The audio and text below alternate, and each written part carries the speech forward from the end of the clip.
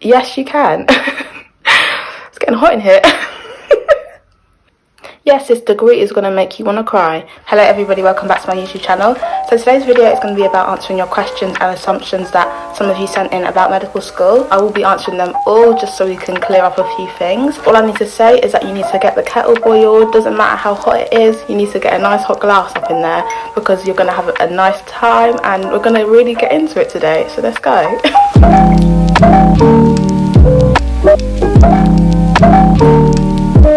So I'm going to start off with the questions first and then we can fade into the assumptions. But the first question is, how difficult is the course? Overall, I'd have to say that is a very hard course. You can't go into it thinking it's going to be easy. Before I went to medical school, I thought I was prepared for how difficult it was going to be. I always thought, oh, yes, it's going to be very hard, but I'm prepared. But I really wasn't. And I feel like not until you're there is when you realise how difficult it really is, and you experience and you see and you hear about some of the things that you go through. So exam season will be the hardest time, and throughout the year there's some difficult times, but I will say that I don't want to put anyone off.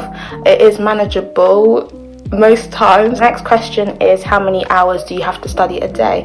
And this is a question where I'll say there's no set answer. So you don't need to study like 6 hours a day, 4 hours a day, anything like that. It's more of you just need to do a reasonable amount of work a day, and it's something that I honestly wouldn't put a time on, because when you put a time on it, you're kind of making yourself work to that time when maybe it could have been done in a quicker time. So I'll just say, if you give yourself a set amount of things to do a day and have a kind of a rough estimate on how long they'll take you, so it's a reasonable amount of time, then you should be okay. But I wouldn't say set yourself a designated hourly, daily hour that you need to work to, because there's no need, and as long as you do a good amount a day. Another thing I will say is, as long as you're consistent with it, it'll be fine, because in my first year I was quite consistent. I did a good amount of work each day. Second year I was very inconsistent. I was either doing silly amount of hours, 12 hours plus, or I was doing little to nothing, and that really backfired during exam season when I had to be working round the clock.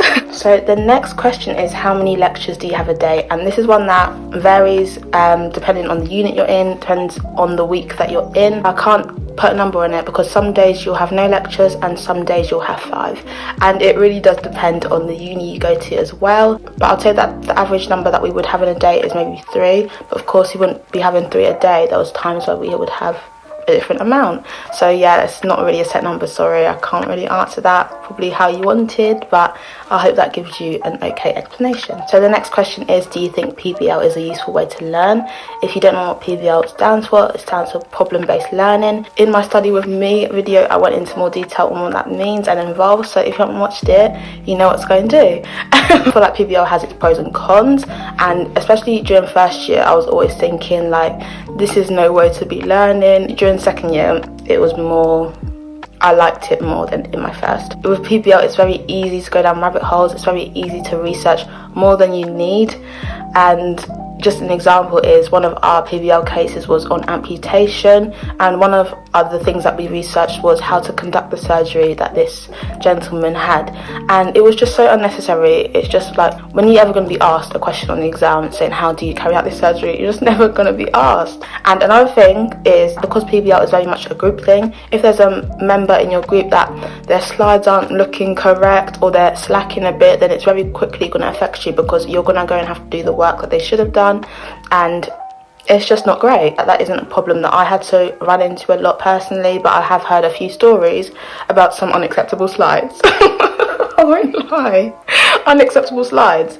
But overall it is a useful way to learn, because it helps you manage your time more, it helps you get better at researching, it helps you kind of become independent of your own learning, and it has helped me and it will help me in the future for sure. So the next question is medical school clicky? And with this term clicky, I don't really like it, because it reminds me of secondary school. You know, them arguments that you saw from the distance, you didn't get involved in, but you saw and you're like, it's not for me.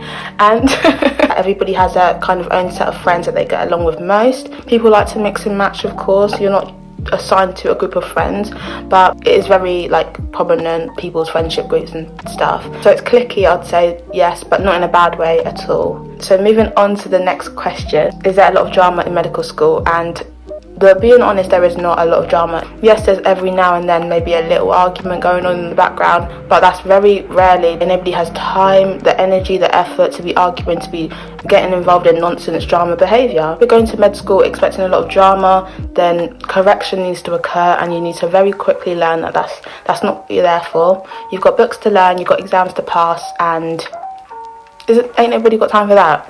I feel like it's a big family. Like, there's going to be cousins that get along well, sisters and brothers, and then there's going to be the uncles and aunties that don't get along very well, and that's fine. It's all about the family dynamic. And I don't know what I'm saying now. Everybody is like a big family in our medical school, and yeah, you can, it's very lovely, I'd say, overall. The next question is a bit of a wow, I didn't expect it, but is it true that medical school ruins your mental health? And I would say that it definitely has the potential to degrade, harm, damage your mental health because of the stresses that we deal with and the things that we see, hear about and stuff. But it's never going to be a situation where you're going into med school thinking my mental health is going to be on the floor because of this degree. No, absolutely not. You should definitely have protective measures in place, such as a good friendship group, people you can turn to when you need to. It's good having that support available, that you know that you can go to this person or this service when times are hard and times are rough and your mental health might not be in the place where you need it to be. But it never should be like a definite thing, and you should have measures in place for if your mental health ever got to a stage where it was not doing well, then you know where to go to and who to go to for help as well. Moving on to the next question, it's, can you have a relationship in medical school? And yes, you can. It's getting hot in here. Okay, so the reason why I know this, it's not on a personal level, please let me clear that up now. It's because my friends are in thriving relationships. They are doing well, and I love to see it. I will say that most of the relationships that I do know about are a medic dating a medic. However, I do know somewhere there's a medic dating a non-medic, so both are possible. I feel like as long as the other person is understanding, the degree comes first, and that you have time constraints, and there's going to be times where you don't talk or spend as much time with each other, then it should be okay. I don't know why it wouldn't work, but obviously there's probably more factors at play there that I wouldn't know about, but I'm sure that some of you do. So the next question is, what is your worst thing about medical school? And my worst thing is the stress that this degree can cause me sometimes. I am a person to get very stressed, especially during exam season. Honestly, sometimes the stress is so bad that I honestly cannot do any work. And that's something that I've had to learn to deal with as I've gone along my years. I've only been here 2 years. Stress is something that every medical student is going to deal with, and you just need to work out how you're going to deal with that and make sure that it doesn't totally consume you, because it very quickly can. But you just need to have things in place, such as doing something that will take you away from the degree, having that downtime that you need to just get away from it all. Sometimes it honestly causes me serious stress thinking about the stress that medical school sometimes causes me. So we're going to move on quite swiftly. So the next question is, what is your favourite thing about med school?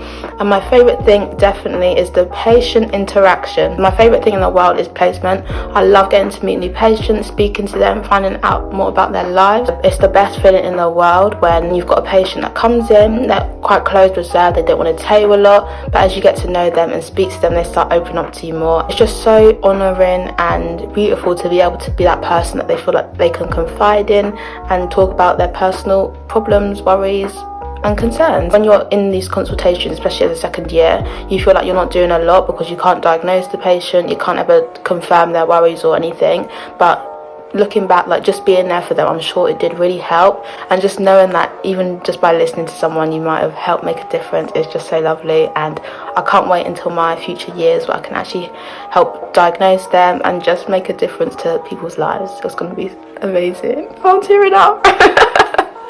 But yes, that is wonderful. The next question is, how much does med school make you want to cry? Because for me, a lot. And I need to agree with you there. For me, a lot too. Especially during first year when you just start and you're thrown so much information, you're given so much content and you honestly don't know what to do. I remember feeling like every day for the first few months I was thinking, what is going on here? I couldn't even process the information because I was thinking, how is it going to go into my brain? How am I going to learn this so fast? Because I've really got exams to pass here. And I will say, if you need to cry, then cry. Get them tissues out, get your flatmates into your room, your friends, and have a group cry if that's what you need, because at the end of the day it's good to get them emotions out and then let it build up and let it get to a point where it's just not a good thing. The next question is, can you have a job in medical school? And yes, you can. So I know quite a few people that have jobs. Everybody that I know that has a job has a part-time job and they work over the weekends. Most of the people that I know that have jobs are the postgraduates. However, I do know a few undergraduates that have jobs too, so it's definitely possible. I just feel like you need to have excellent time management skills and you just need to know how to make that work along with your studies. But yes, it is possible. So the next question is, what do you do when you feel like giving up? And this is one where it's a very good question actually. Like, when you feel like giving up, you need to remember the reasons why you went into medical school. So what was the reasons you applied? What's the reason that you want to go down this career in those dark hours? It's what's going to keep pushing you to keep going when you've got 10 lectures to do, you've got 2 exams next week, you've got a deadline tomorrow. It's going to be what keeps you going. And I'd say if you're going to medical school for the wrong reasons, it's very quickly going to show, because the things that should be motivating you won't be there and it's very easy to become demotivated. So if you're going in for the wrong reasons, such as your parents want you to, I'd seriously reconsider your options and just think, is my reasons for going in going to motivate me to do that work when times are tough? And also another thing that keeps you going is my gorgeous, stunning, beautiful friends. Honestly, my friends mean so much to me. They help me so much, I can't put it into words. And they are the ones that when I'm saying I'm about to go, I can't do this degree no more, I'm about to drop out, they're the ones saying, no you're not, you're going to sit down, you're going to do your work and you're going to get this degree. Honestly and truly, they have helped me in ways that I can't even describe or explain. So the next question is, are medical students very competitive with each other?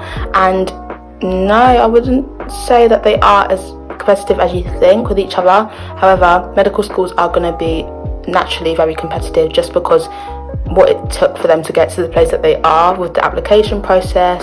But in my medical school, I wouldn't say that I've experienced anyone being competitive in a malicious way.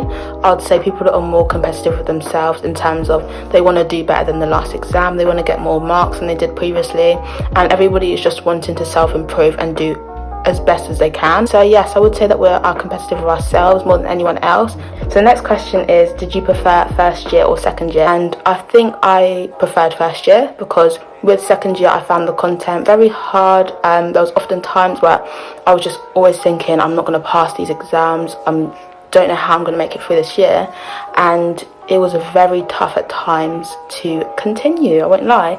But with my first year I feel like it was more relaxed.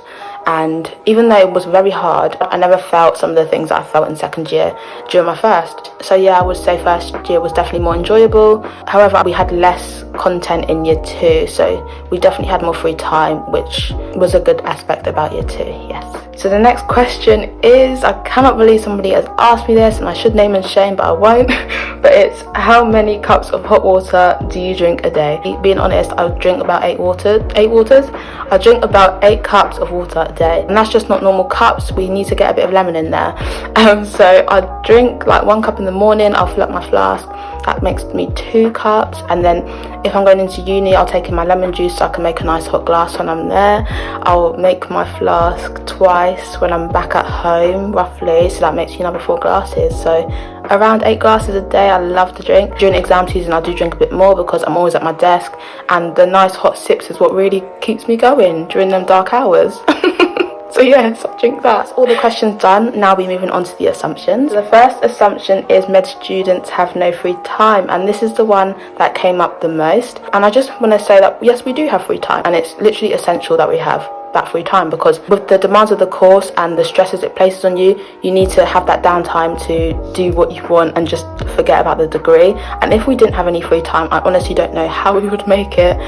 It's very important that you make free time for yourself as well, because it's very easy to fill up all your hours with doing work. I did do that in the first year very early on, and very quickly you will learn that you will crash and you will burn very soon. I was experiencing severe burnout by November in my first year. As long as you make yourself that free time, obviously you need to factor in your work. It's definitely possible to have free time in medical school, yes, and our free time is what we love, because it's when we can get away from the degree, we can just focus on ourselves, focus on our friends and the things that we love doing.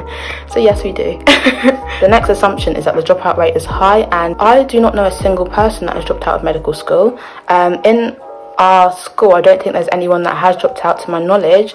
So yes, the dropout rate isn't high in my school. It might be high in other schools, I'm not sure, but not that I know of.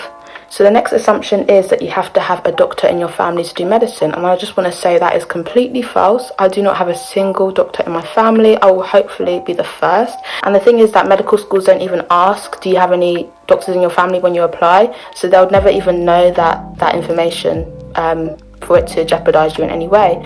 So no, you do not need to have a doctor, and become the first doctor in your family if you need to. Is what I would say. So the next assumption is that you'll be working all the time. I feel like I kind of just answered this one. You will not be working all the time. It is impossible. You'll very quickly burn out, like I said, and you just need to make sure you make that free time for yourself, and do not put all your hours into doing work, because that's the worst decision you can make. Honestly, I've had to learn that the hard way. Just make sure you have, even if it's 1 hour a day, just to do whatever you want. And this person also added a little something that I'd love to include, because actually gorgeous words, but they said, although there is a lot of work, there is still a lot of time to do fun things and hang out with your friends if you manage your time effectively. And I couldn't agree more, that you do have a lot of time to do fun things, and you can hang out with your friends as long as you manage your time. And I'm saying that manage your time as if it's easy to do, but it's something that as you progress through the course, you're going to learn how to manage your time better and better. So that's gorgeous words. I'd love to name and shame, but I won't. So that was the last assumption, so it is the end of the video now. Thank you so much if you've watched to the end, and if I've answered any of your questions or assumptions, I hope I managed to answer it in as much detail as you wanted. If you have liked this video, please make sure that you like, comment, subscribe, you know the drill, and I will be back very soon.